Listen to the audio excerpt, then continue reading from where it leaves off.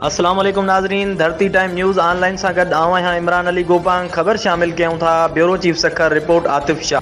कंदरा शोधाए पेशावर जे हक़ लाइ मस्जिद अली असगर खां प्रेस क्लब ताईं एहतजाजी रैली कढी वई।